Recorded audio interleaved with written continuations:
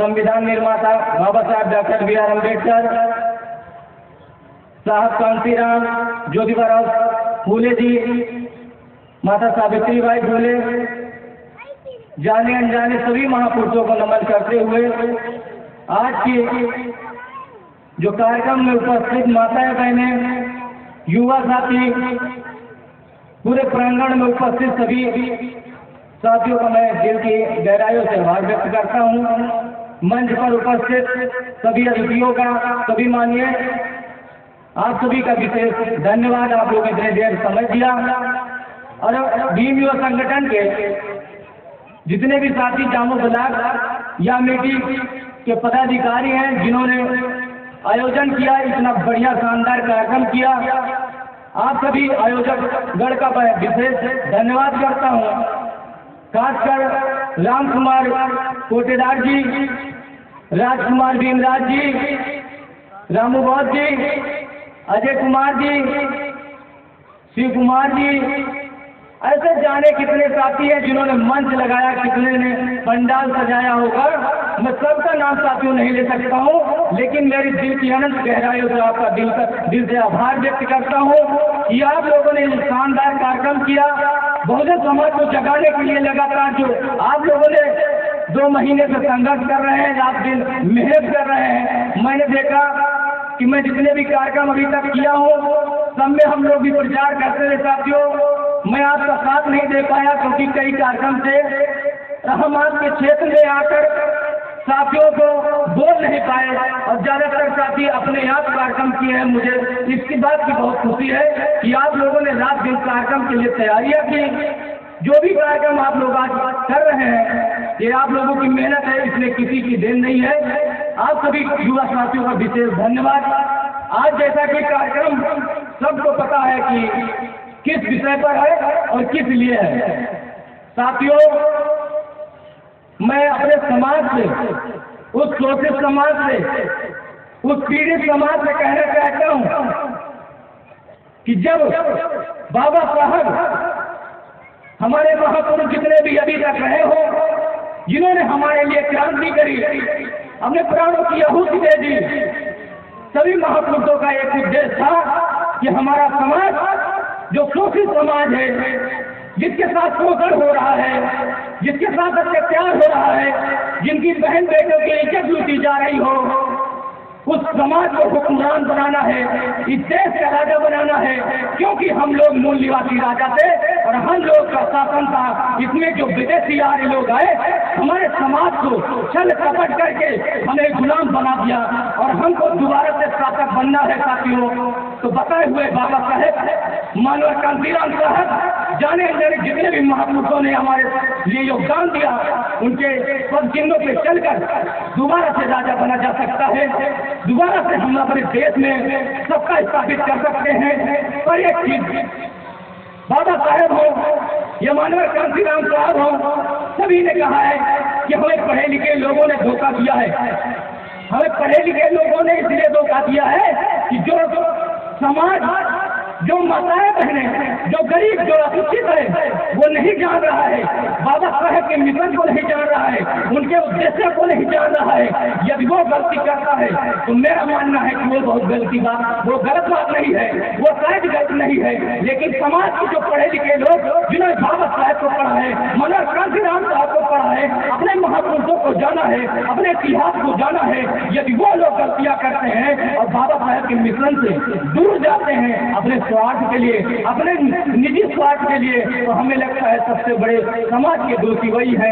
बाबा साहेब के मिशन को यदि बर्बाद कर रहे हैं तो ऐसे लोग बर्बाद कर रहे हैं जो निजी स्वार्थ में समाज को एक गलत दिशा में ले जाकर हमारे समाज को अंधकार में ले जाकर समाज को एकदम से गुलामी की बेड़ियों में बांधना चाहते हैं, जहाँ से बाबा साहब ने, हमारे महापुरुषों ने निकाला है। साथियों, वर्तमान की जो भाजपा सरकार है, मैं जान तो नहीं लेना चाहता था, लेकिन लगातार जिस हिसाब से हमारे समाज के ऊपर अत्याचार हो रहा है, वर्तमान सरकारें हमारे समाज को दबाना चाहती हैं। जो हमारे समाज के नेताओं ने, हमारे समाज के महापुरुषों ने संघर्ष कर एक दो बीघे जमीन दिया था, हमारे समाज को समझना चाहिए कि वह जमीनें आज वर्तमान सरकार अभी जल्द में ही हफ्ते डेढ़ हफ्ते हुआ है एक प्रस्ताव पास किया गया है, अभी जल्द में उसको लागू भी करेंगे। आप समझिए जो बिस्वा हमारे समाज के लोगों की, गरीब गुरबा की जो जमीनें हैं उनको भी छीनने की एक साजिश हो रही है।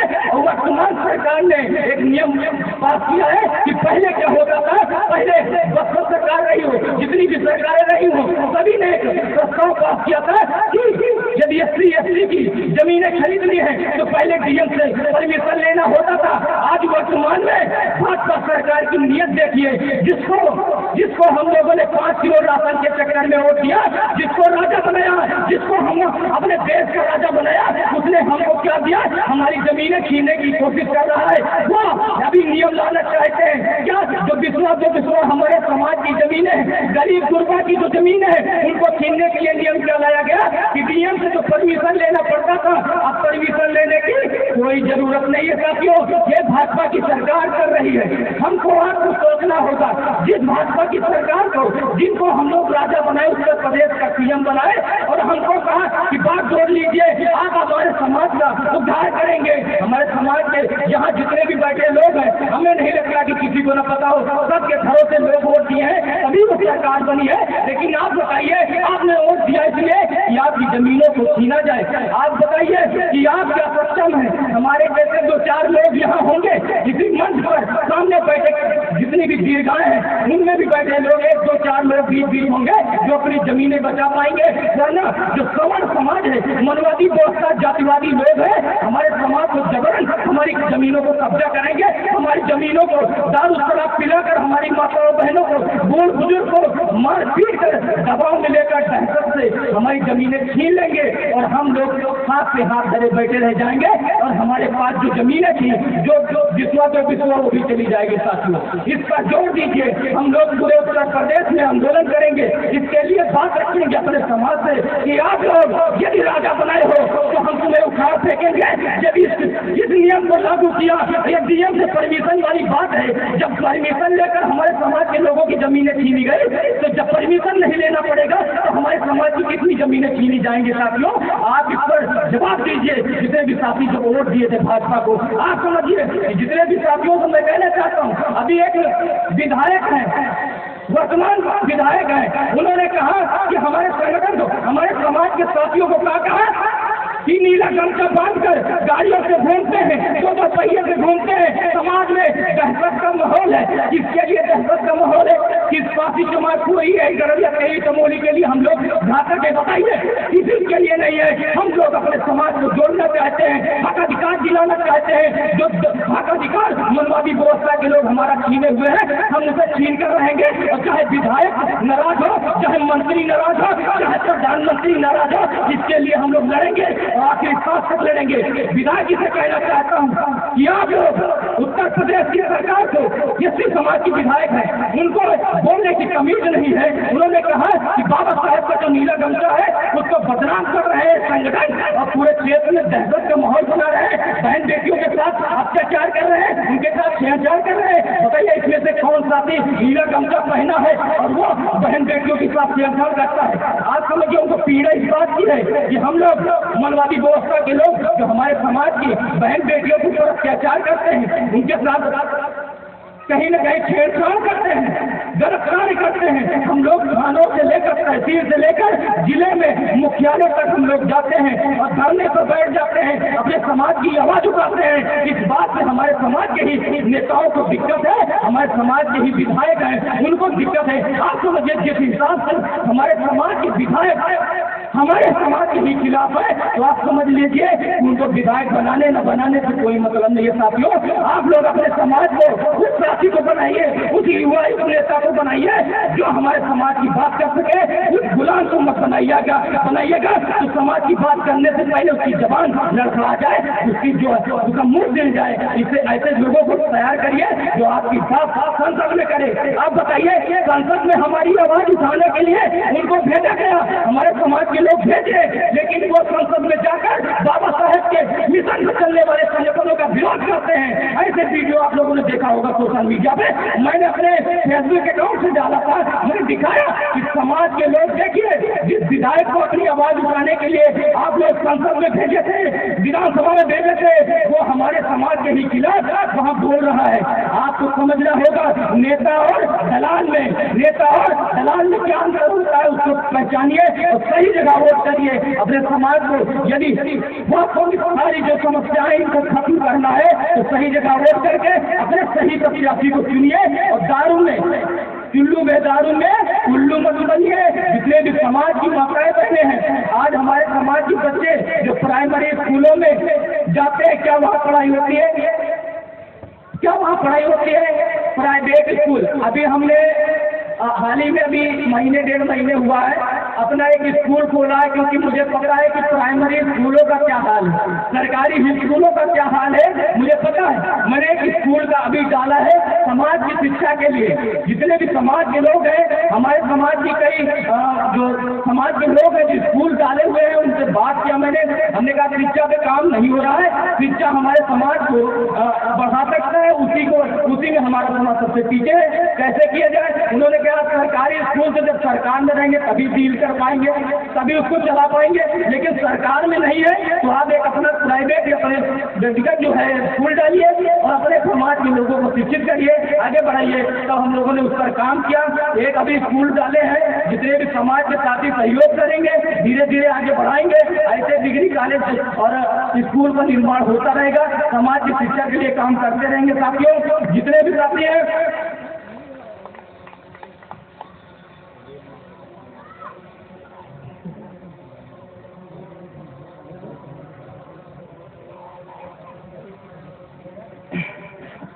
साथियों भी देखा है आपने 2-3 दिन से बिजली गुल है ना, सबको पता ना? हम बताइए जरा, किसको भी नहीं पता? सबको पता है बिजली गुल है। ये समस्या हमारी आपकी नहीं है। मैं तो कहता हूँ जितने कर्मचारी धरने पे उत्तर प्रदेश के, वो 2-4-10 दिन और धरने पर है, मुझे बिजली न मिले, मेरा मोबाइल न चार्ज हो, मेरा सब समस्या झेल लूंगा, लेकिन उनके हक अधिकार के लिए आप लाइनमैन जितने भी हैं, आपने देखा होगा उनको 24 घंटे काम कराते हैं लोग। ये नौकरियां सरकारी खत्म करके प्राइवेट तरीके से लाए हुए हैं। जब 8 रुपए की बिजली खरीदते हैं, उसे 3 रुपए में सरकारी तौर पर देना पड़ रहा है। इनको, इनका सिस्टम क्या है, इसको प्राइवेट करके 8 रुपए की बिजली खरीद कर हम उसे 20 रुपए में देंगे। ये जो है निजीकरण करके सारी संस्थाओं को, सरकारी जितनी भी संस्थाएं हैं उनको जो है निजीकरण करके, प्राइवेट करके उसको बेच लिया जाएगा किसी व्यापारी के हाथ से और व्यक्तिगत तौर पर किसी को चलाया जाएगा। और हमारे समाज के हक अधिकार को, जो नौकरियां मिलने की बात हुई, आरक्षण की बात हुई, सब खत्म हो जाएगी, आरक्षण झुंझुना हो जाएगा। नौकरियां नहीं होंगी तो हमें आरक्षण का कोई मतलब नहीं है। प्राइवेट कोई ठेकेदार है, वो अपना सरकारी नौकरी नहीं है कि आपको देगा, सरकारी नौकरियों में हमारे लोगों को आरक्षण लागू होता है, प्राइवेट जगह पर नहीं होता है। इसलिए सरकार ने कहा कि आरक्षण खत्म करेंगे तो पूरा बहुजन समाज एकजुट हो जाता है। इसके लिए बाबा साहेब ने जो प्रावधान दिया आरक्षण का, उसको खत्म करने के लिए कि आरक्षण रहे, उसको हटाना भी न पड़े और इनको नौकरियां भी न देनी पड़े, तो एक व्यवस्था लेकर आए निजीकरण। निजीकरण के माध्यम से हमारे समाज को प्रतिनिधित्व नहीं देना चाहते। ये किसी भी विभाग में, रेलवे विज्ञान, बिजली विभाग विज्ञान, क्या नहीं बिका, इस देश का जरा विज्ञान, और हम लोगों को खबर नहीं है। हमारे समाज के लोग 5 किलो राशन में मस्त है, हमारे समाज का पूरा हक अधिकार चला जा रहा है। बहन बेटियों की इज्जत हर थानों में, मैं जहाँ भी अभी तक घेराव किए हैं, हर थाने हमने छान मारे, सब हमारी बहन बेटियों की इज्जत लूटी जाती है, थानों में पैसा लिया जाता है, दलाली करी जाती है, हमारे समाज को भी मारा जाता है। हमारे समाज की जो माताएं बहनें गलत होता है, उसी के घर वाले को बैठा कर जबरन उसको पूरा करवा दिया जाता है। जब हम लोगों को पता चलता है, जब जाते हैं बात करते हैं तो टाल मटोला करके फिर जब धरना होता है, तब ज्यादा बड़ी संघर्ष होती है, तब आप समझ लीजिए उस समय इन लोगों को मुकदमा दर्ज होता है। आपका मुकदमा तब दर्ज होगा जब आप धरने को बैठेंगे, धरने को बैठते हैं। साथियों, इस समय वर्तमान में पूरा मुस्लिम समाज को ये लोग क्या बता रहे हैं कि इस देश के नहीं है, और हमारे समाज के लोग जो संघर्ष करके जितना भी इस जगह जगह में जो देश का एक एक धड़कन है, ये हमारे समाज के लोगों ने बनाया, हमारे समाज के लोगों ने इसको संवारा, और आज हमारे हमी को इससे दूर किया जा रहा है, हमको बाहर किया जा रहा है। साथियों, उस पर एक पंक्ति है कि हम प्यार अपने मुल्क से जारी नहीं करते, हम प्यार अपने मुल्क से जाली नहीं करते, पुरखों की विरासत कभी खाली नहीं करते, छाती पे चढ़कर बोलना आदत है हमारी, हम लोग हुकूमत की दलाली नहीं करते, हम लोग हुकूमत की दलाली नहीं करते। लोगों को लगता है ये लोग, इनको ताकत कहाँ से मिलती है। अभी हम लोग रास्ते से आ रहे थे, गोरियाबाद में साथियों ने स्वागत किया, मैं बहुत बहुत आभारी हूँ उनका, स्वागत किया। वहाँ से आ रहे थे विचारूढ़ से, हम लोग एक साइड से आएंगे क्योंकि हम बाबा साहब को मानने वाले लोग हैं, संविधान को मानने वाले लोग हैं, हम लोग जो है उपद्रव तो करते नहीं है। एक साइड से 2 साल साथ हम लोग आ रहे थे, प्रशासन के 2-3 पुलिस वाले, 2-3 पुलिस वाले, बताओ इतनी बहुजन की संख्या है, इतने लोग बाबा साहब की सेना को 2-3 पुलिस वाले रोक पाएंगे? पहली चीज बताइए। दूसरी चीज, उनको किस आधार पर किसने भेजा हमें ये नहीं पता। आप समझिए यहाँ का सिस्टम क्या है। मैंने 15 दिन पहले जो है परमिशन के लिए सभी साथियों को भेजा, और परमिशन के लिए सूचना दी गई, अभी तक परमिशन नहीं हुआ। उनका मतलब है कि बहुजन समाज के कार्यक्रम, बहुजन समाज को जगाने वाले कार्यक्रम न हो, और इनके मेला और जितने देवी देवताओं के कार्यक्रम है वो चलते रहे। अभी होली मिलन समारोह के इतने कार्यक्रम हुए, और हमको कहा जा रहा है कि 14 अप्रैल हो, कांसी राम की जयंती हो, इनमें जो है परमिशन नहीं मिलेगा। क्यों नहीं मिलेगा? क्या हमारा इस देश में अधिकार नहीं है? क्या हम लोगों का कोई अधिकार नहीं है? संविधान तुम्हारे लिए है, बाबा साहब ने संविधान सबके लिए बनाया है, तो क्या हम लोग इस देश के नागरिक नहीं है? क्यों परमिशन नहीं मिलेगा? अभी रास्ते में एक पूछा, पुलिस वाले ने रोक लिया, उन्हें हमने कहा किस बात के लिए रोक रहे हो? उन्होंने कहा परमिशन दिखाइए। हमने कहा आप इतने समझदार नहीं हो कि परमिशन मैं दिखाऊंगा, कि परमिशन तुमको लेने के लिए मैंने अप्लाई कर दिया है, परमिशन आप दिखाइए कि हमें परमिशन दिया क्यों नहीं। यदि आज आप रिजेक्ट करके मुझे देते हो, मैं हाई कोर्ट चला जाऊंगा, और तुमको पता है, अधिकारियों को सबको पता है कि परमिशन समय सीमा के पहले रद्द किया जाता है। आपने रद्द करके दिया नहीं मुझे। मैंने कहा कि आप रद्द करके जब परमिशन नहीं दिए हो, मुझे पता ही नहीं चला कि आप कार्यक्रम रोक रहे हो। कार्यक्रम रोकना चाहते हैं तो मुझे 2-3 दिन पहले सूचना दे देते कि ये कार्यक्रम नहीं होगा। थोड़ा अब आप कार्यक्रम करने के लिए पूरा सजवा दिए, पूरा साथी आ गए, अब रास्ते में पूछे परमिशन।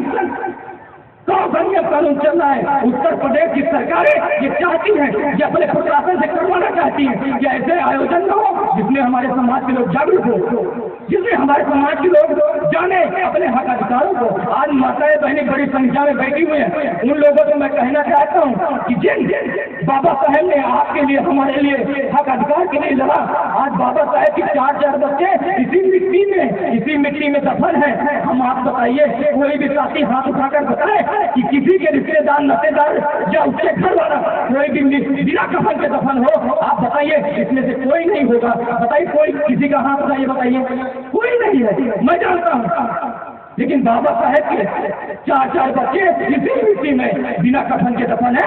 वो किस लिए? क्योंकि उन्होंने हमारे हक अधिकार के लिए अपने परिवार के सदस्य को, अपने बच्चों को नहीं देखा।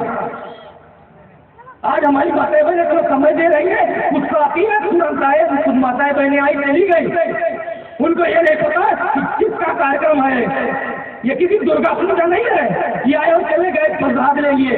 आपको समझना होगा, उस हक अधिकार की बात हो रही है, उन बाबा साहब की बात हो रही है जिनके बगैर हमारा कुछ नहीं है, जिनके बगैर हमें आज जो सर में पगड़ी बांधे लोग, हमारे तन के कपड़ों है, जो हमारे पैरों में जूते हैं, जो बड़ी बड़ी गाड़ियां से हमारे समाज के लोग घूम रहे हैं, ये सारा बाबा साहब की देन है। वरना हमारे समाज के लोग जिधर से निकलते थे उधर उनको झाड़ू बांधना पड़ता था, मटका बांधना पड़ता था, और हमारे समाज का कोई अधिकार नहीं था। आज का दिन महान सत्याग्रह 20 मार्च 1927 को बाबा साहब ने आंदोलन किया था। बाबा साहब ने आंदोलन किया था, महान सत्याग्रह, जिसमें पानी के लिए आंदोलन करना पड़ा। बताइए, इस देश में पानी के लिए आंदोलन करना पड़ा। हम आप लोग जानवरों से भी बच करते, हमारे यहाँ के कुत्ते बिल्ली जानवर जो भी मलमूत्र कर सकते थे जिस तालाब में, जिसके उदार तालाब में मलमूत्र कर सकते थे जानवर, पानी पी सकते थे जानवर, उस तालाब से हमको पानी पीने का अधिकार नहीं। ऐसी स्थिति में बाबा साहब ने कहा इस तालाब से पानी पीकर हमें कोई हम बहुत बड़ा कुछ पा नहीं जाएंगे, लेकिन बाबा साहब ने कहा कि यदि हमको रोका जा रहा है इस आधार पर कि ये अछूत है, ये अछूत है, इनको पानी पीने का अधिकार नहीं है, पर जानवर पी रहा है, तो बाबा साहब ने कहा कि हम मानव हैं, हम भी इंसान हैं, इसलिए बाबा साहब ने आंदोलन किया।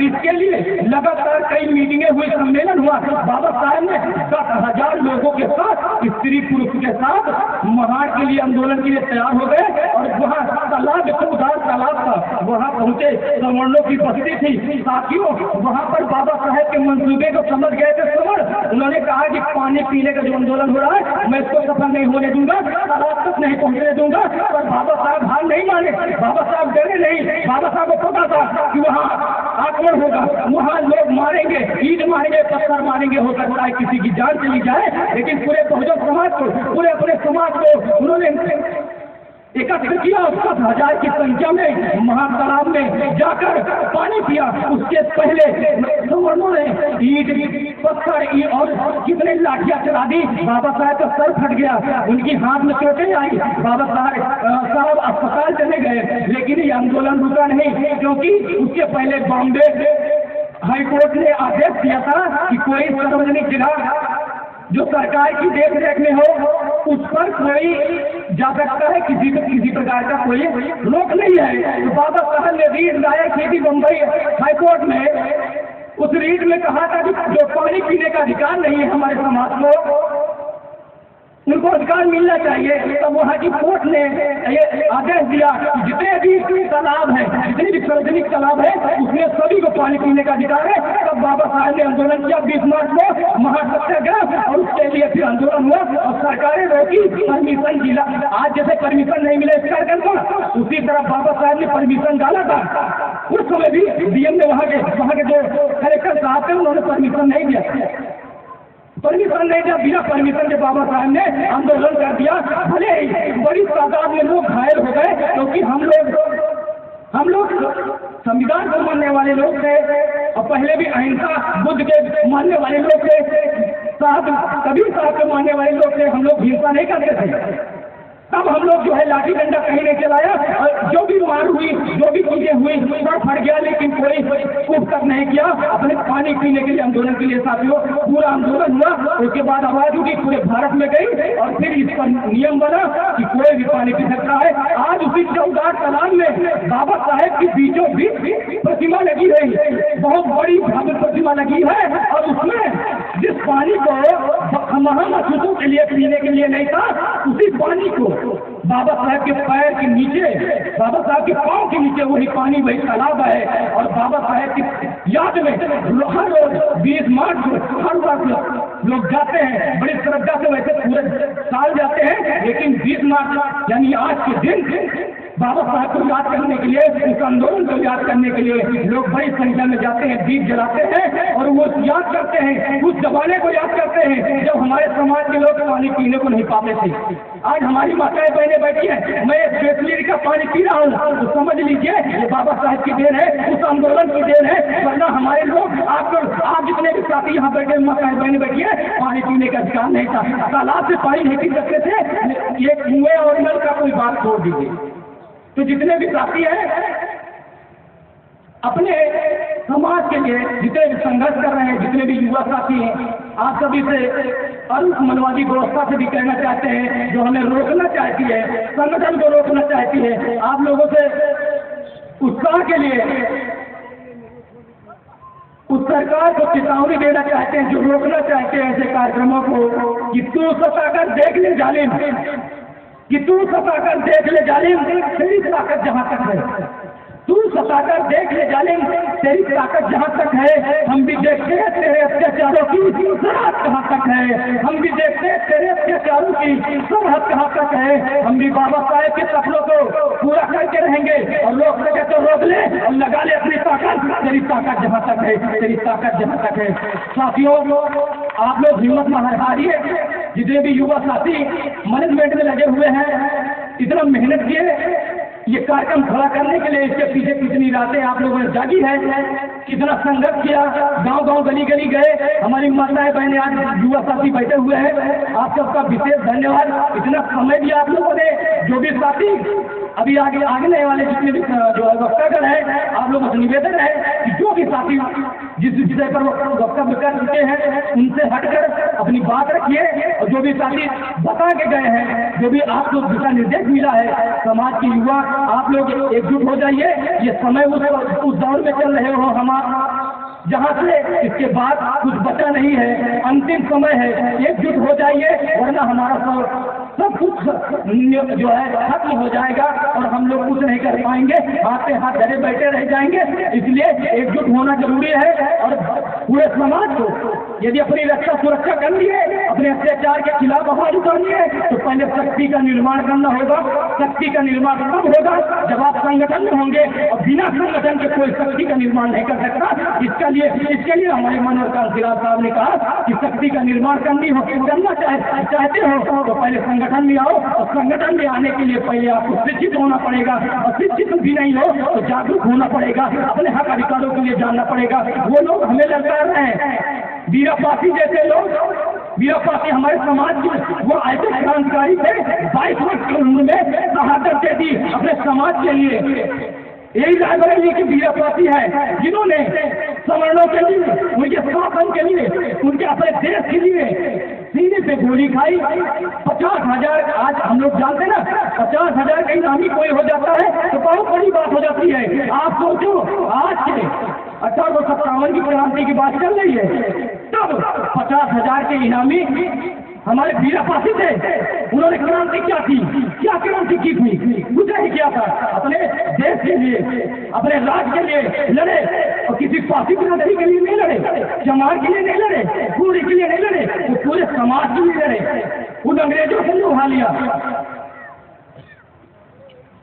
साथियों, इसी बात पर मेरे पर मुकदमा लगा हुआ है। जो पहले गोरे अंग्रेज थे जिन्होंने हमारे समाज के ऊपर और इन पूरे देश के ऊपर अत्याचार किया, तब हमारे समाज के लोग नहीं दबे और उन्होंने युद्ध का बिगुल ठोक दिया और पूरी क्रांति कर दी, जगह जगह क्रांति कर दी। अंग्रेज परेशान हो गए पूरे देश में, तब नहीं माने हमारे समाज के लोग, नहीं दबे, समझौता नहीं किया, गोरे अंग्रेज से नहीं डरे हमारे समाज के लोग, मुकदमा झेला। जराइम पेशा कानून सुना होगा आप लोगों ने, जराइम पेशा कानून 200 जातियों के ऊपर लगा था, जिसमें यादव शामिल है, कुर्मी शामिल है, महार शामिल है, खासी शामिल है। अरे जाने कितने बहुजन समाज की जातियां शामिल है, जिसमें ठाकुर क्यों नहीं शामिल है, जिसमें ब्राह्मण क्यों नहीं शामिल है? क्योंकि ये लोग जासूस थे, ये लोग अंग्रेजों की गुलामी करते थे। ऐसे लोग देश के लिए नहीं लड़े, क्योंकि इनका नाम क्यों नहीं आया? इनका नाम जराइम पेशा कानून में क्यों नहीं आया? जराइम पेशा कानून उनके लिए बनाया गया था जो अंग्रेजों की सत्ता को, उनकी सरकार को नहीं मानते थे। उन्होंने कहा हमारा देश है, अंग्रेज हमारे शासक नहीं हो सकते, हमारे राजा नहीं हो सकते, हमको दिशा निर्देश नहीं दे सकते। उन्होंने नहीं माना, उनके ऊपर जराइम पेशा कानून लगाकर उनको दबाया गया। उसमें नियम दिया गया कि ये लोग सभी समाज के साथ बैठ नहीं सकते, इनको अलग करो। जितने 200 जातियां थी उनको अलग कर दिया गया समाज से।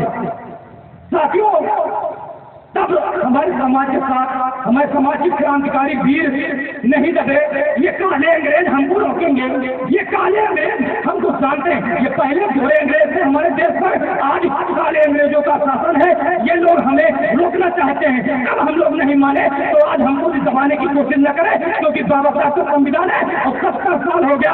आज हमारे समाज के लोग जागरूक हो चुके हैं और इतनी संख्या में, बड़ी संख्या में आप लोग हजारों की संख्या में आज एकजुट है। इसका मतलब है कि आप लोग जागरूक हो चुके हैं। साथियों, अपनी आवाज उठाइए शोषण के खिलाफ। बाबा साहब ने कहा, कांतिलाल साहब ने कहा कि 100 बकरियों की तरह मियां के जीने से बेहतर है। कांतिलाल साहब के शब्द है कि 200 परमिशन दे दिया। अरे जब आपकी धमकी जाएगी तो परमिशन आ जाएगा, उसकी बात मत करिए। आप समझिए कांतिलाल साहब के शब्द थे कि बकरियों की तरह मियां के जीने से बेहतर है कि शहर की तरह बाहर के दिया जाए, भले ही एक दिन दिया जाए। साथियों, इसका हौसला रखिए, अपने समाज को एकजुट करिए, मजबूत रखिए और किसी के नीचे नहीं रहना है। गुलामी हम नहीं करेंगे, हमारे समाज को शासक बनना है, शासक बनना है तो एकजुट होना पड़ेगा और एक दिशा में, एक लय में काम करना होगा और किसी के बहकावे में वोट नहीं देना है। किसी जो तुमको पानी पीने का अधिकार नहीं देता, जो तुमको बैठने का अधिकार नहीं देता, जो तुम्हें कपड़े पहनने पर वो उसे दिल में सोचे, जो दिमाग में खटकने रखते हो, आप बड़ी बड़ी गाड़ियों से हमारे समाज की घूमते हैं, उनको देखकर उनको जलन होती है, तो वो आप समझिए आपके हित में क्या काम करेंगे। चाहे बीडीसी बनाओ तो अपने समाज को बनाओ, प्रधान बनाओ अपने समाज को बनाओ।